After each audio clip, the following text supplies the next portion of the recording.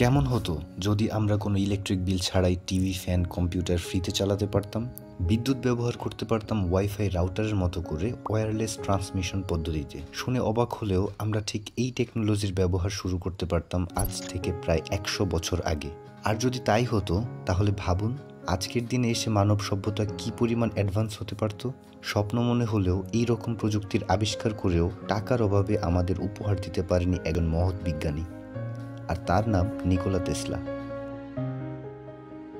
আর এই গল্পের সূচনা হয় 1856 সালের 10 জুলাই। এক বজ্রপাতের রাতে বর্তমান ক্রোয়েশিয়ার ছোট্ট গ্রাম স্মিলজানে জন্ম নেন তেসলা। তার বাবা মিলিউতিন তেসলা ছিলেন অর্থোডক্স চার্চের একজন পুরোহিত, আর মা জুকা তেসলা ছিলেন একজন অসাধারণ উদ্ভাবক। তিনি বাড়ির কাজের জন্য অদ্ভুত সব মেশিন বানাতেন। তেসলা সবসময় বলতেন, আমার আবিষ্কারের প্রতিভা বাবার নয় বরং মায়ের কাছ থেকেই এসেছে। শৈশব থেকেই তেসলার মস্তিষ্ক ছিল অবিশ্বাস্য রকমের তীক্ষ্ণ। সে মাথার ভেতরেই মেশিনের নকশা বানাতে পারত, কাগজে আঁকতে হতো না। এমনকি অনেক সময় নকশা চোখের সামনে ভেসে উঠত হোলোগ্রামের মতো। নিকোলা তেসলা বড় হতে হতে বুঝতে পারলেন তার চিন্তাধারা অন্যদের থেকে আলাদা। তিনি কল্পনা করতেন বিদ্যুতের এমন এক জগৎ যেখানে ডাইরেক্ট কারেন্ট নয় বরং অল্টারনেটিং কারেন্ট বা এসি হবে ভবিষ্যতের শক্তি। তার এই ধারণা অনেকেই উড়িয়ে দিয়েছিল, কিন্তু পরবর্তীতে এই প্রযুক্তি পৃথিবীকে আলোকিত করেছিল। এসি বিদ্যুৎ ছাড়া আজ আমাদের শহর, গ্রাম কোনো কিছুই আলোকিত হতো না। কিন্তু তেসলার প্রতিভা এখানেই থেমে থাকেনি। তিনি বানিয়েছিলেন তেসলা কয়েল, যেটা আজও আমরা উচ্চ ভোল্টেজ পরীক্ষা করার জন্য ব্যবহার করি। তিনি ভাবছিলেন ওয়্যারলেস বিদ্যুৎ ট্রান্সমিশন, রোবোটিক্স, রাডার, এমনকি স্মার্টফোনের মতো ওয়্যারলেস যোগাযোগ ব্যবস্থা নিয়েও।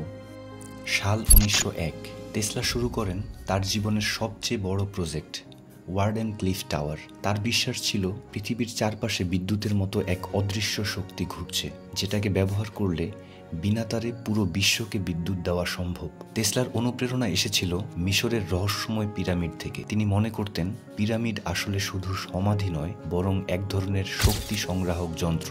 কল্পনা করুন একটি টাওয়ার দাঁড়িয়ে আছে আর যেখান থেকে ওয়্যারলেস শক্তি যাচ্ছে সারা পৃথিবীতে। মানুষ বিনা খরচে আলো জ্বালাচ্ছে, মেশিন চালাচ্ছে। তেসলার স্বপ্ন ছিল বিদ্যুৎকে সবার জন্য বিনামূল্যে করা, কিন্তু তার এই স্বপ্ন ভয় ধরিয়েছিল অনেক প্রভাবশালী ব্যবসায়ীর মনে। কারণ বিদ্যুৎ যদি বিনামূল্যে হয় তাহলে বিদ্যুৎ কোম্পানিগুলোর বিলিয়ন বিলিয়ন ডলারের ব্যবসা বন্ধ হয়ে যাবে। তেসলার ওয়ার্ডেন ক্লিফ টাওয়ার পরীক্ষার জন্য প্রয়োজন ছিল অর্থের, আর সেই অর্থ দেওয়ার চুক্তি করে আমেরিকার এক ধনী ব্যবসায়ী জেপি মর্গান। কিন্তু জেপি মর্গান যখন জানতে পারে তেসলা বিদ্যুৎ বিনামূল্যে দিতে চান, তখনই তিনি অর্থ দেওয়া বন্ধ করে দেন। মর্গান তেসলাকে বলেছিলেন, you can't put a meter on free electricity. Wardenclyffe দাঁড়িয়ে থাকলেও পরীক্ষা সম্পন্ন হয়নি। শেষমেশ 1917 সালে মার্কিন সরকার টাওয়ারটি ধ্বংস করে দেয়। তারা দাবি করে প্রথম বিশ্বযুদ্ধের সময় জার্মান গুপ্তচররা এটাকে ব্যবহার করতে পারে, তাই ভেঙে ফেলা হয়। দ্বিতীয় বিশ্বযুদ্ধ শুরু হলে তেসলার অনেক আবিষ্কারকে সামরিকভাবে ব্যবহার করা যেত। তার লেখা কাগজপত্রে ডেথ রে বা মহাশক্তিশালী লেজার অস্ত্রের মতো তত্ত্ব ছিল। 1943 সালে তেসলা মারা যাওয়ার পরপরই এফবিআই তার হোটেল রুম থেকে সব নোটবুক আর কাগজপত্র জব্দ করে। এখনো সেই কাগজপত্রের অনেক অংশ গোপন রাখা হয়েছে। অনেকে বলে সেখানে এমন সব প্রযুক্তির রহস্য আছে যা হয়তো পৃথিবীকে আমূল বদলে দিতে পারে। কেউ আবার বিশ্বাস করে সেই নথিতে ভিনগ্রহের জীবনের সাথেও তার সংযোগের প্রমাণ লুকিয়ে আছে। নিকোলা তেসলা ছিলেন এক অসমাপ্ত স্বপ্নের প্রতীক, যিনি জীবনভর কল্পনা করেছিলেন মানবতার জন্য আলো, শক্তি আর অগ্রগতির নতুন দিগন্ত। তিনি শেষ দিনগুলো কাটিয়েছিলেন নিঃস্ব অবস্থায় নিউ ইয়র্কের এক ছোট্ট হোটেল রুমে, কিন্তু তার চিন্তা, তার আবিষ্কার আর তার স্বপ্ন আজও বেঁচে আছে আমাদের জীবনের প্রতিটি কোণে। আজ তুমি যখন ওয়াইফাই ব্যবহার করো, রিমোট দিয়ে টিভি চালাও কিংবা মোবাইল ফোনে কথা বলো, তখন মনে রেখো এই সব কিছুর বীজ 1 শতাব্দী আগেই বপন করেছিলেন সেই পাগল বিজ্ঞানী নিকোলা তেসলা।